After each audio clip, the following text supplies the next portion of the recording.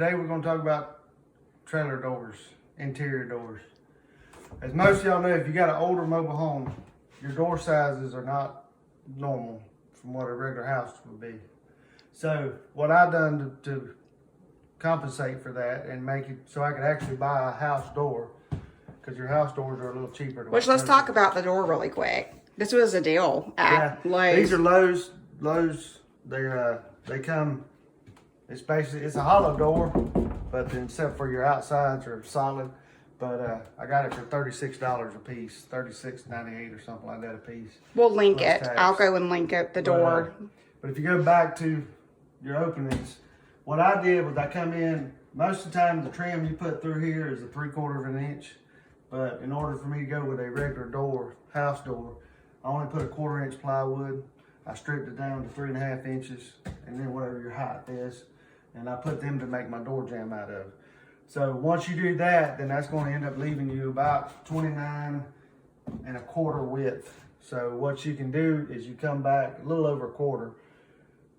You want to make sure you got your 3/4 here. I tried to trim it out, but in order for me to make the trim work, I had to end up making this still 3/4 at the top.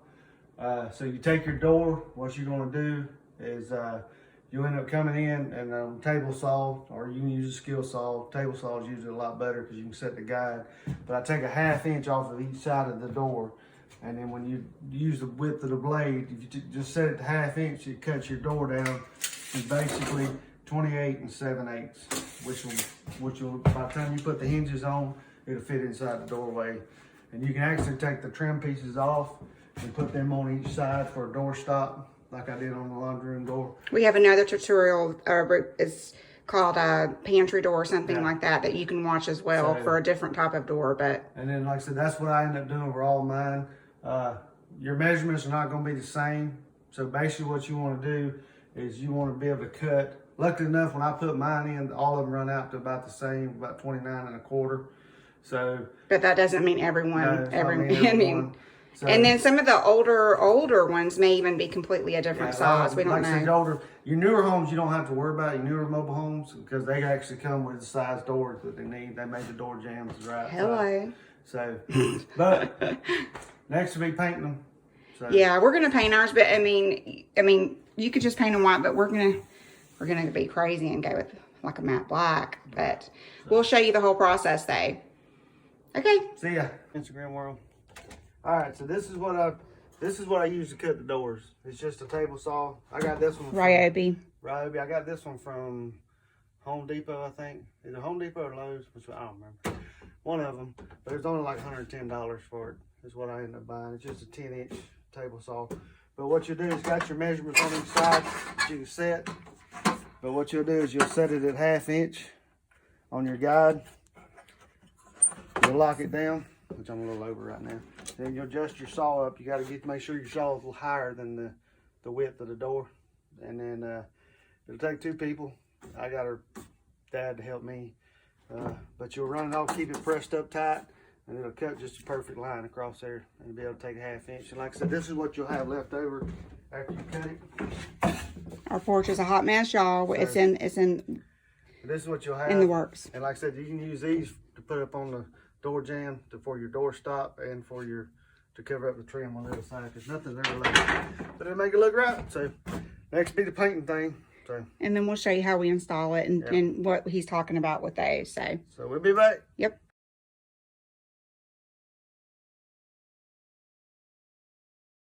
All right, so we started spraying the doors. It took me a minute to get the sprayer hooked up. We got a airless sprayer from Harbor Freight, and that's real good. It's pretty neat. That's just one time going down at like seconds, and you can see that it's turning out pretty good. That's going to save you a lot of money. And we love Bayer Ultra. The paint that we use is Bayer Ultra Satin from Home Depot with a primer. It's the Ultra Plus, I think. Yeah, it's got the primer in it, and I'm telling y'all, once you use that, you'll never want to use another brand of paint. That's really awesome. But this color is it's a limousine leather. Black. It's funny with you saying that, limousine leather. But y'all, we did this on our barn door, and it was gorgeous. So yeah, it's gonna work pretty good. Yeah, we'll be back. More to come. Oh, Instagram world. All right, we got the doors painted and we're fixing to get ready to put the hinges on and hang them. So that's what I'm doing now. That would take a way out, Steve. Is that supposed to be that way? Yeah. So tell them what you're doing exactly. Right now I'm just lining up the hinges. How do you know where to put it? I just put them where, I know the first one I done, I put it too close to the door, so I'm just leaving me a gap between the end of the hinges and that so it'll close up better. I mean, how do you know, like, how far down from the top of the door to start the hint? You don't. You just guesstimate? Yeah. Most time I go about 7-8 inches down. Okay. That's all I do. So, and then we'll get these started. All right. I put the hinges on the door first.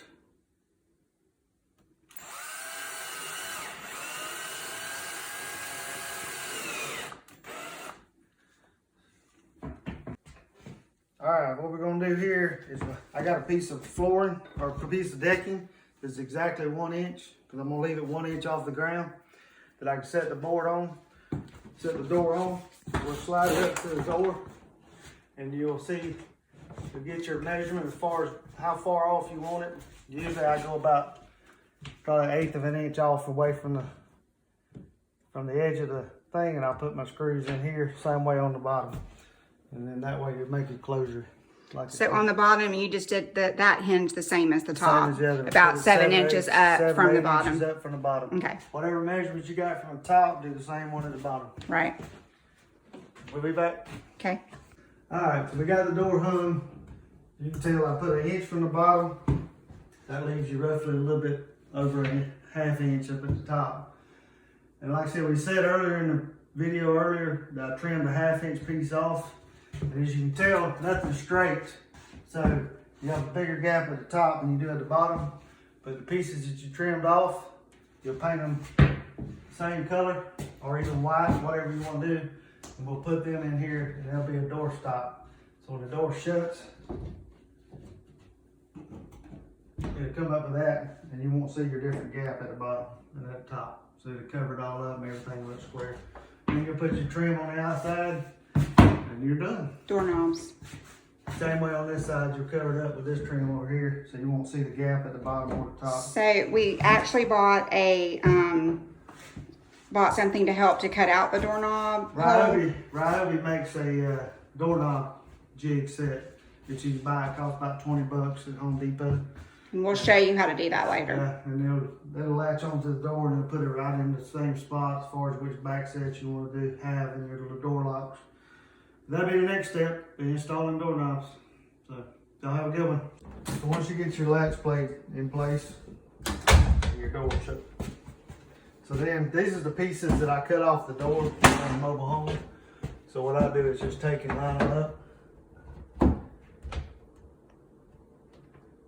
Just inside. That makes a door stop for it. I just take a brad gun.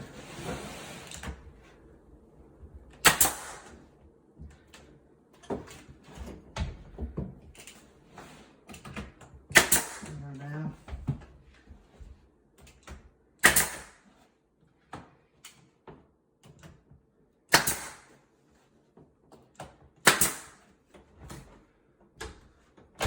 We actually put spring hinges on these because the boys never shut the door.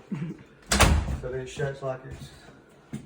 And then we put the other one on the other side just to basically cover it. Because you'll notice on most mobile home doors, none of this is straight.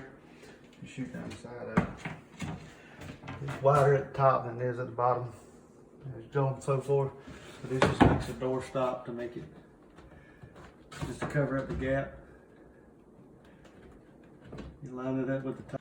So once you get them in place, you put both of those in place, and then you start your outside trim. You want to cut from the edge of your jamb, line it up with the outside. And just flush it all the way down. Then once you get your side trim pieces up, Then you can go in and measure across your top and get the measurement for your top.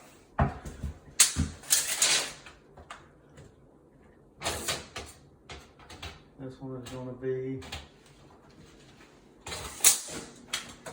roughly 29 3/8. Then you'll cut it, that'll be on a 45-degree angle. That way it all matches. Alright, so what you'll do is set your saw on a 45-degree angle.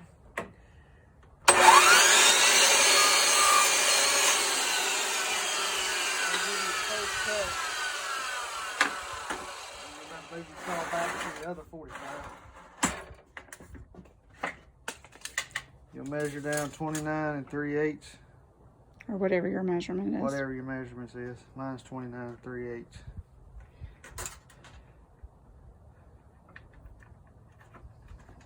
Make your mark. And this will be the opposite side of 45.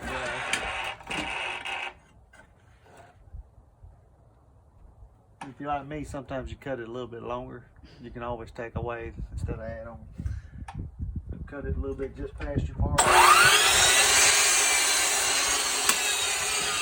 So once you make your cut, make sure it fits. So you just put your brads in it.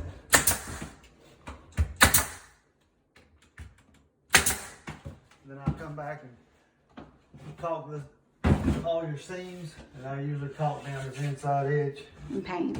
And then touch up the paint.